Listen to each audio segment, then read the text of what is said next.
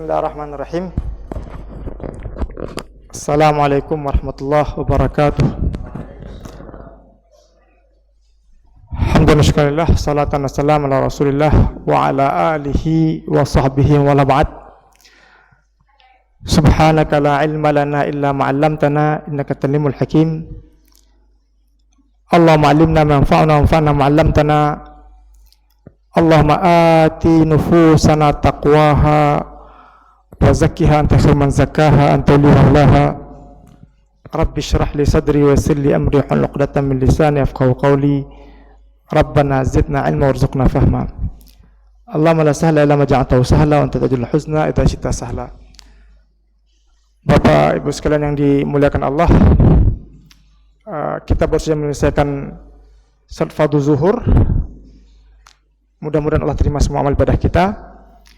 Dan sejenak sambil kita rehat siang, kita coba ulang kaji hal-hal yang mungkin telah kita ketahui, menyegarkan kembali pemahaman kita. Dan kita akan coba ketengahkan pada hari ini tentang permasalahan zakat, ya. Karena zakat sangat penting memang untuk kita fahamkan kepada setiap insan, kepada setiap muslim. Dengan demikian kemudian tumbuh kesadaran orang untuk berzakat. Dalam Islam kita ketahui ada sebuah kewajiban yang terkait dengan harta. Wa fi amwalihim haqqum ma'lum lis-sa'il wal mahrum. Ada kewajiban yang mesti ditunaikan, yaitu zakat, dan ada yang sifatnya voluntarily ataupun secara sukarela. Apakah dia wujudnya infak, sedekah, wakaf dan lain sebagainya. Tapi yang wajibnya adalah zakat. Makanya kalau kita lihat dalam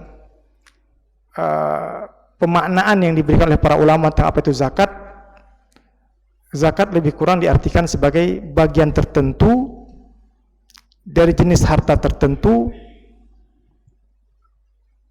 dikeluarkan dengan besaran tertentu, disalurkan kepada golongan tertentu. Itu lebih kurang, ya.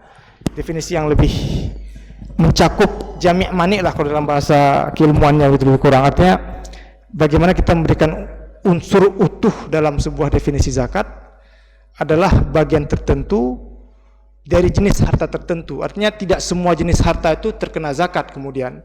Supaya kita juga tidak menzalimi harta yang dimiliki oleh seseorang, tapi juga ada bagian-bagian tertentu dan jenis harta tertentu, dan juga ada syarat-syarat tertentu.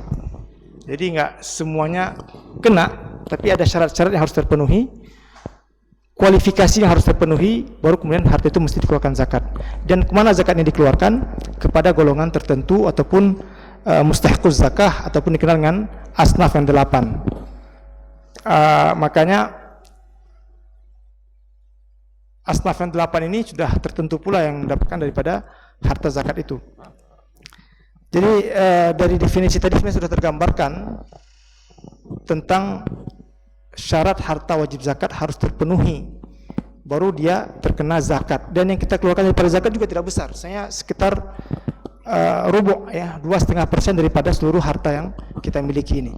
Tapi itu pun agak susah, karena memang kecenderungan manusia memiliki gemar ataupun suka terhadap hartanya.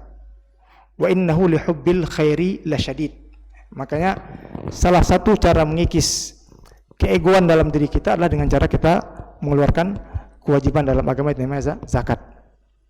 Bapak Ibu sekalian yang dimuliakan Allah, jadi kalau zakat kita artikan sebagai bagian tertentu dari jenis harta tertentu dengan syarat-syarat tertentu dan disalurkan kepada golongan-golongan tertentu, maka harus kita kaji lebih jauh, kira-kira apa saja yang harus terpenuhi dalam sebuah harta itu terkena zakat.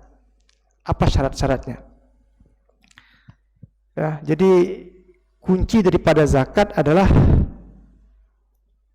sebagai makna-makna dari harta itu, zakat artinya bertumbuh, bertambah, berkembang. Maka yang dikeluarkan dari zakat adalah lebihan ataupun tambahan. Jadi dia tidak akan mengurangi harta kita sebenarnya. Jadi syarat utama daripada harta itu terkena zakat adalah harta itu bertumbuh dan berkembang. Ya, an-nama.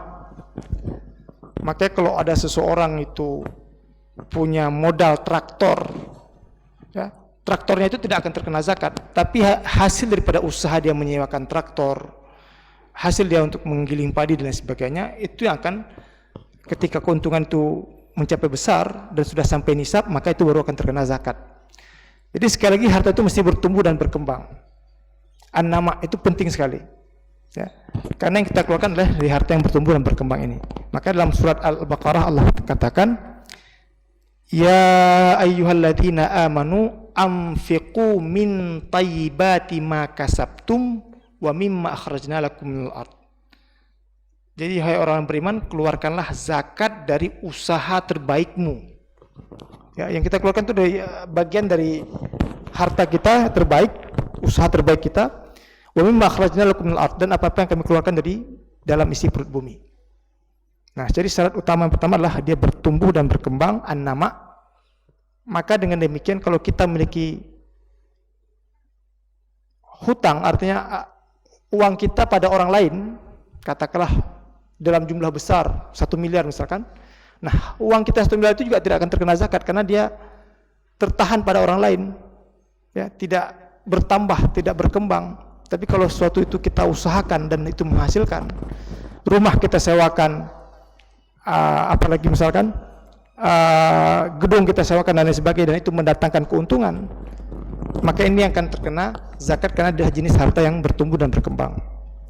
Bapak Ibu sekalian muliakan Allah, itu yang pertama. Dan yang kedua, harta zakat itu juga mesti dimiliki secara utuh dan sempurna, ya, utuh dan sempurna, al-milkut tam. Jadi dia tidak terikat kepada hutang, tidak terikat kepada kongsi. Maka kalau dia dengan kongsi, maka harus dibagi dulu bagian masing-masing supaya tahu berapa besaran harta yang dia miliki. Tidak terikat dengan pinjam-pinjam dan sebagainya. Jadi kepemilikan sempurna ini penting, al-milkut tam. Nah, setelah dia tumbuh berkembang dan kepemilikan sempurna, baru syarat berikutnya,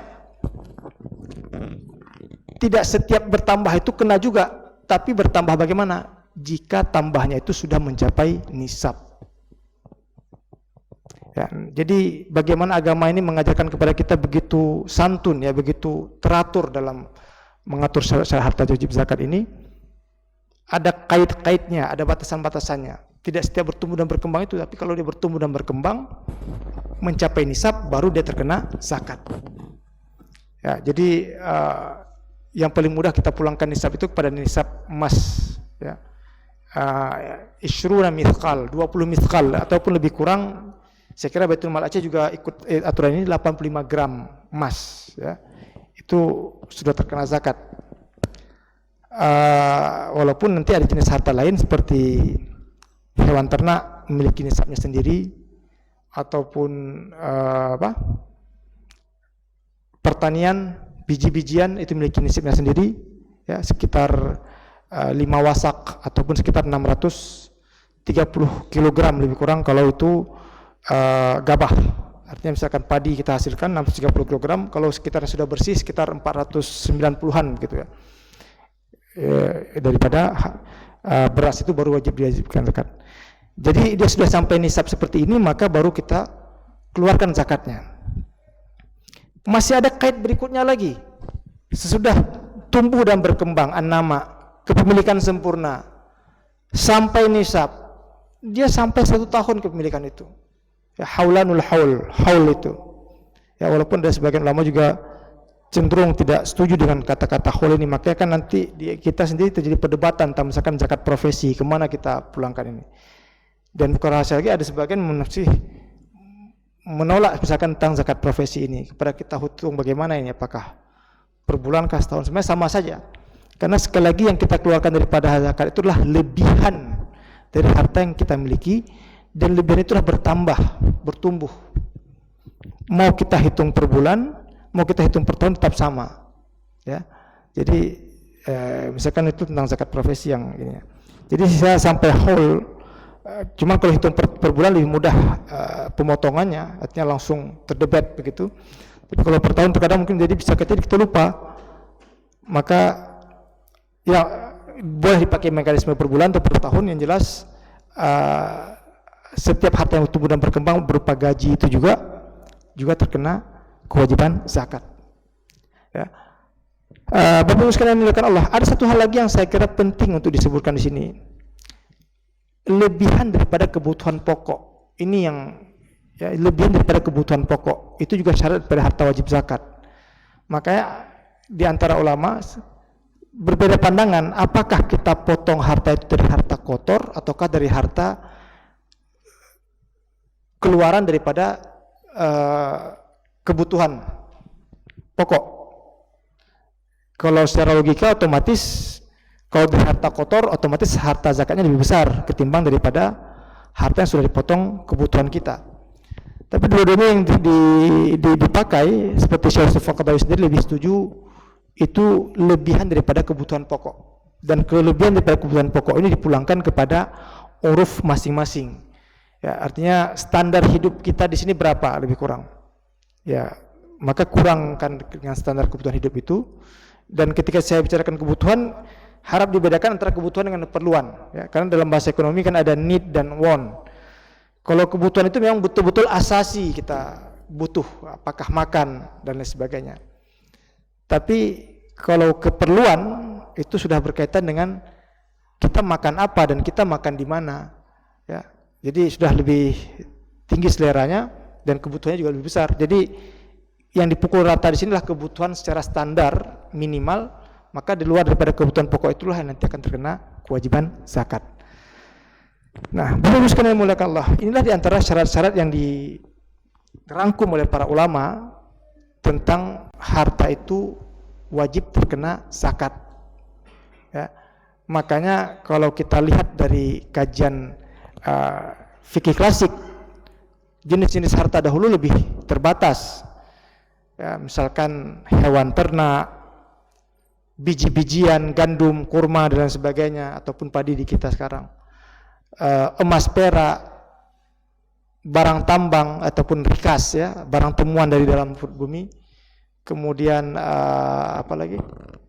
Hewan ternak, tumbuh-tumbuhan, emas, perak, perdagangan, tijarah.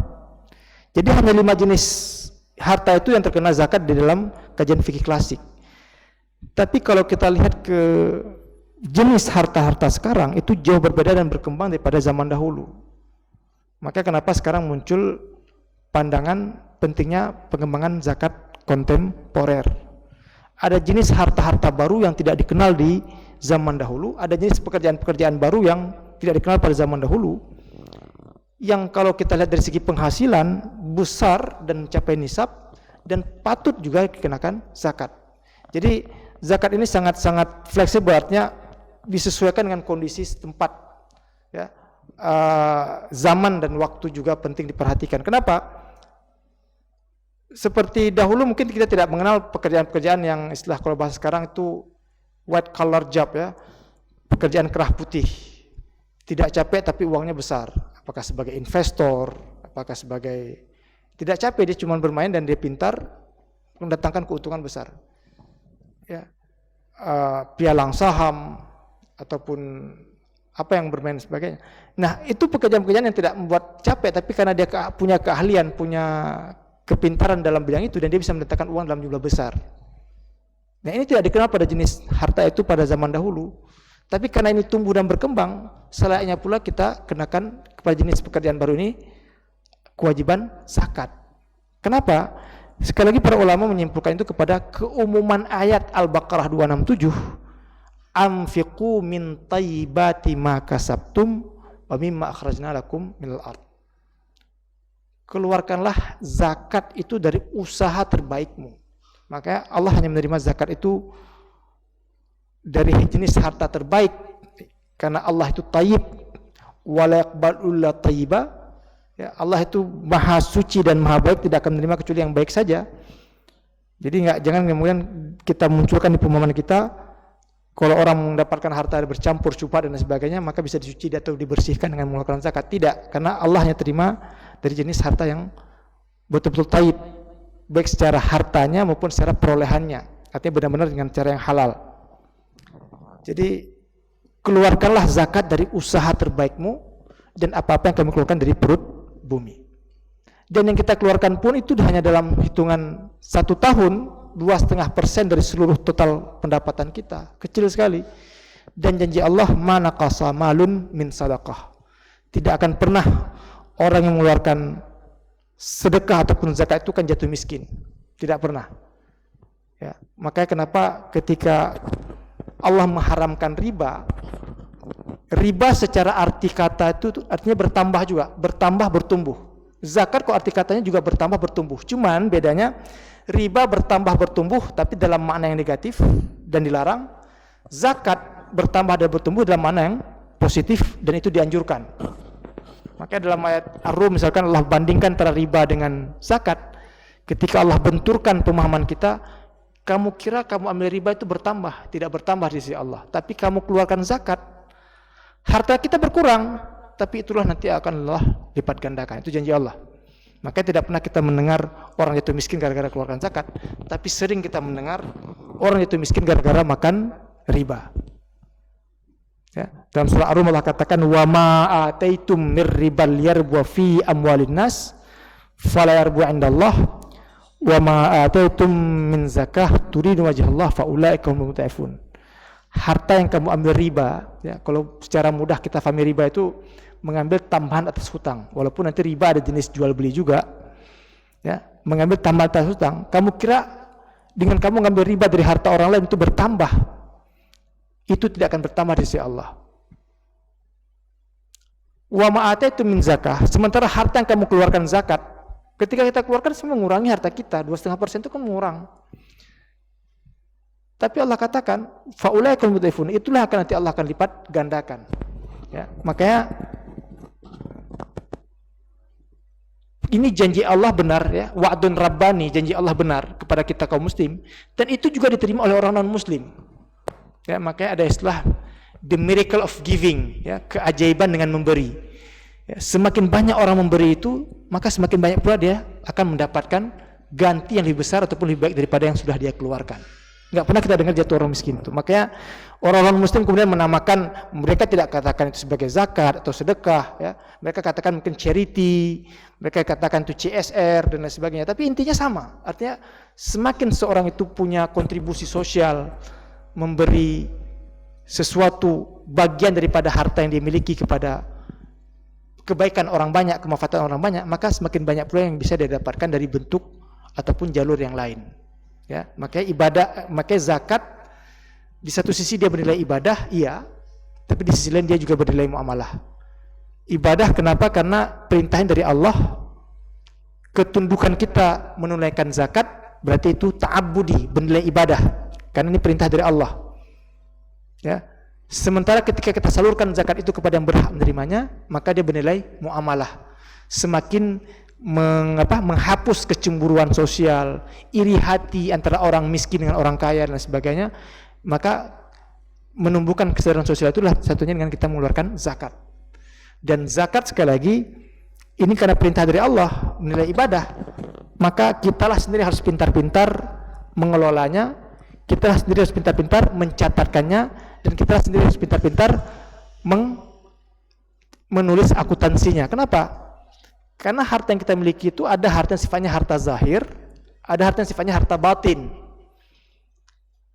Ya, kayak misalkan petugas-petugas amil dari Baitul Mal, ya, mendatangi seseorang, mendatangi ke saya, meminta zakat misalkan.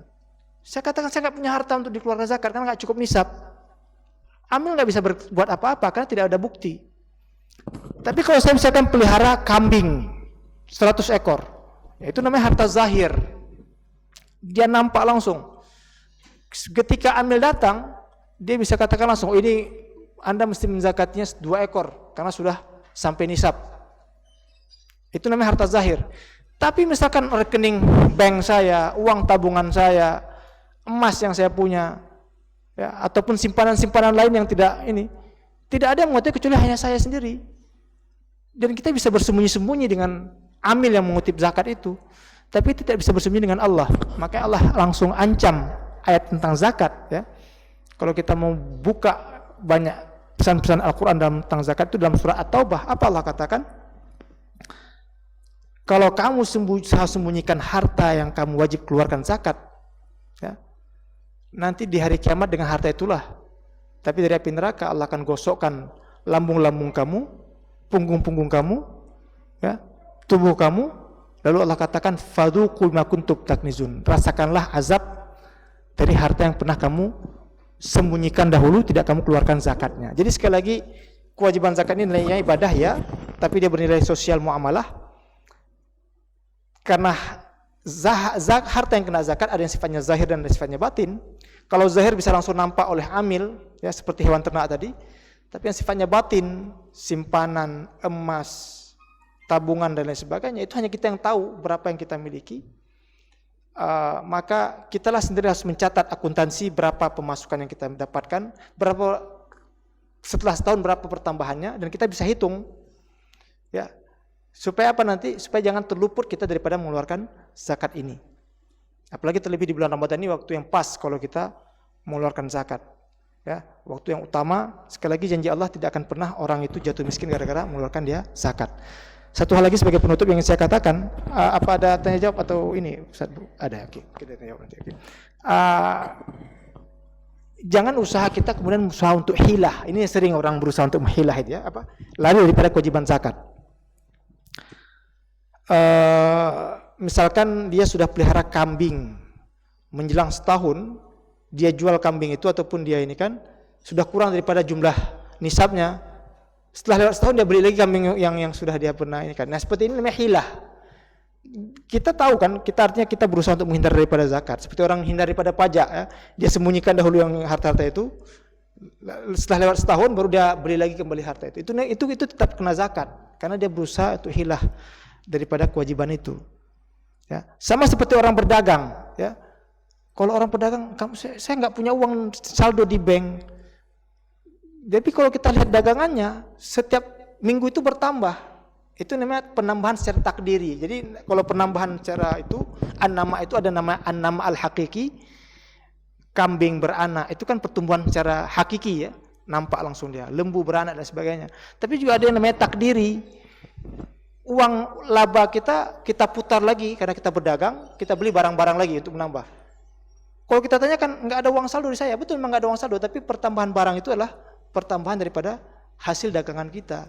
Jadi nggak bisa kita kemudian berusaha untuk sembunyi atau lari daripada kewajiban zakat ini. Kenapa? Kewajibannya pertanggungjawabannya bukan pada amil zakat, tapi perjanjian kita kepada Allah. Ya, silakan nanti dibaca dan ditadaburi surat At-Taubah 34-35 tentang ancaman Allah yang begitu keras ya, At-Taubah 34-35 ini kepada orang yang berusaha untuk menyembunyikan hartanya daripada kewajiban zakat. Ya. Jadi kita punya orientasi untuk zakat ini, terlebih tentang zakat mal. Karena kenapa? Sekian lama kita terkuras energi perdebatan pada zakat fitrah. Zakat fitrah itu kecil sekali.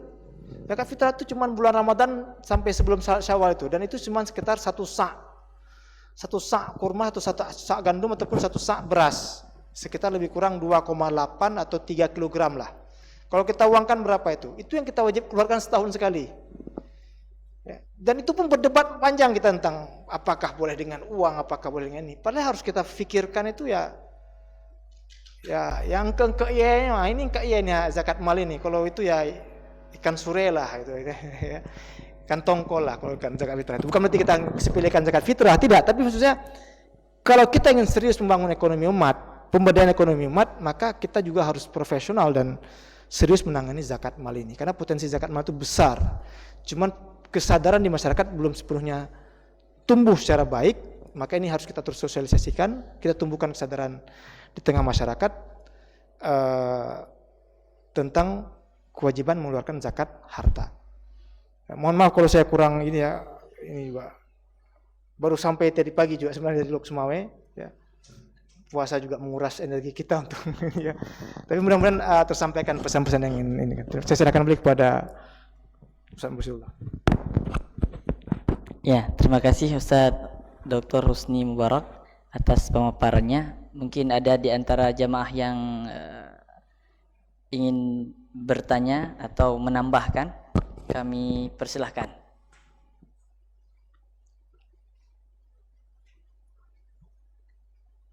Aman ya ini. Ya, kalau nggak aman ambil semuanya. Jadi mungkin karena nggak ada, yang ibu-ibu mungkin ada yang bertanya? Ada ya? Iya, silakan Ibu.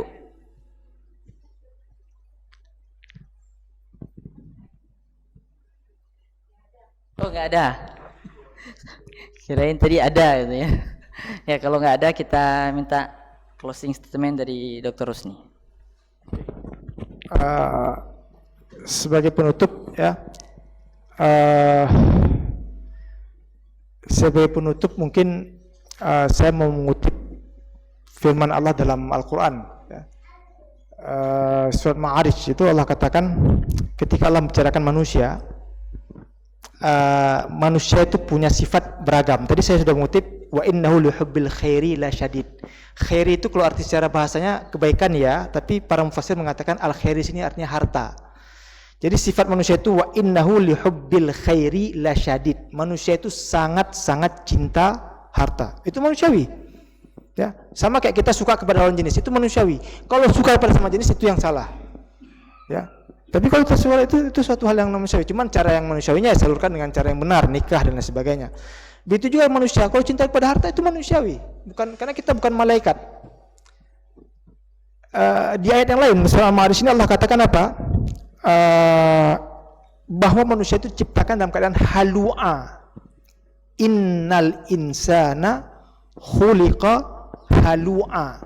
Idza massahu syarru jazu'a wa idza massahu khairu manu'an illal musallina alladziina hum fi salatihim khashi'un walladziina fi amwalihim haqqum ma'lum lis-sa'ilil mahrum.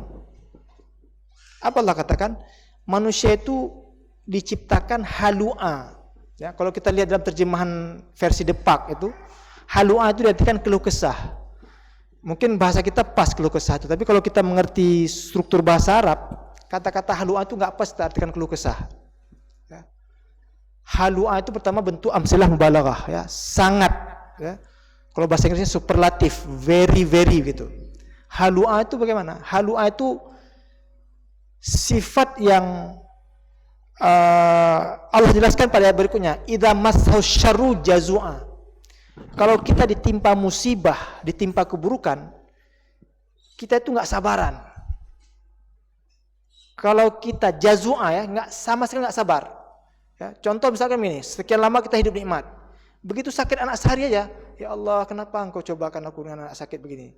Keluar kata-kata itu, artinya sifat itu manusiawi. Jazu'a, kita sifat nggak sabaran. Kebaikan selama ini kita terima nggak pernah kita ingat, tapi satu yang hari yang kita ini itu yang kita ingat selama-lamanya. Jazu'a manusia. Ya, artinya ya sama kayak kita dirundung musibah gitu ya. Ya Allah kenapa engkau berikan ujian kepadaku begitu berat? Selama ini sebenarnya nikmat selalu, nggak pernah kita ingat. Tapi begitu musibah sekali, mungkin pukulan begitu berat kenanya.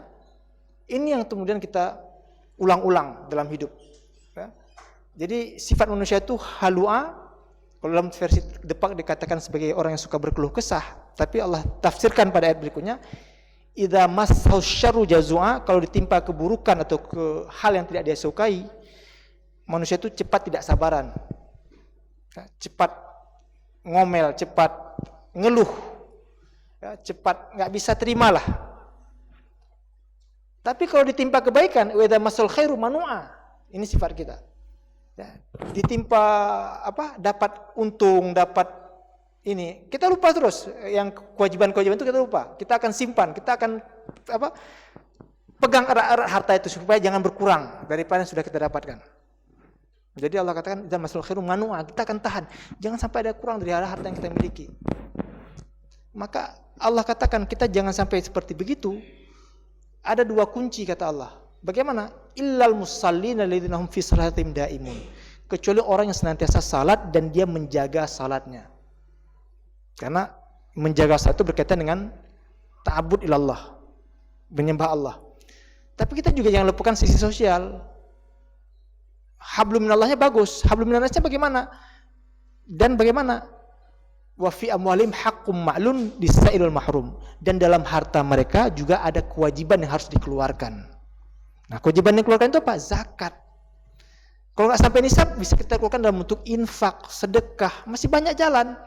Nah, ini untuk kita tumbuhkan rasa sosial kita, rasa kepedulian sosial, kesetiakawanan sosial, ya. supaya meminimalisir gap antara yang berpunya dengan yang tidak berpunya, ya. Kalau bahasa kerennya apa tuh, equilibrium, social equilibrium, terjadinya keseimbangan sosial. Artinya yang kaya tidak terlalu kaya sekali, yang miskin juga tidak apa-apa sekali. Tapi dengan adanya zakat yang disalurkan, sehingga orang miskin juga punya daya beli, bisa memenuhi kebutuhan hidupnya, ya, dan lain sebagainya. Ya, nah walaupun nanti zakat bisa kita salurkan dalam banyak bentuk, ya, apakah produktif, apakah konsumtif dan sebagainya, tapi zakat sebagai sebuah kewajiban adalah usaha kita untuk menumbuhkan kesadaran sosial, menumbuhkan kesadaran sosial, menumbuhkan kehidupan bersama, bahwa tidak hanya kita pentingkan hablum minallah dengan menjaga salat, tapi kita juga tumbuhkan hablum minan nas. Terlebih dalam bulan Ramadan ini adalah waktu yang sangat baik kita menyalurkan zakat, infak dan sedekah. Dan saya kira Baitul Mal adalah salah satu lembaga yang bonafit dalam mengelola harta zakat, ya, menerima zakat dan menyalurkan kepada yang berhak menerimanya. Saya kira demikian, saya serahkan kembali kepada saya Pade. Wassalamualaikum warahmatullahi wabarakatuh.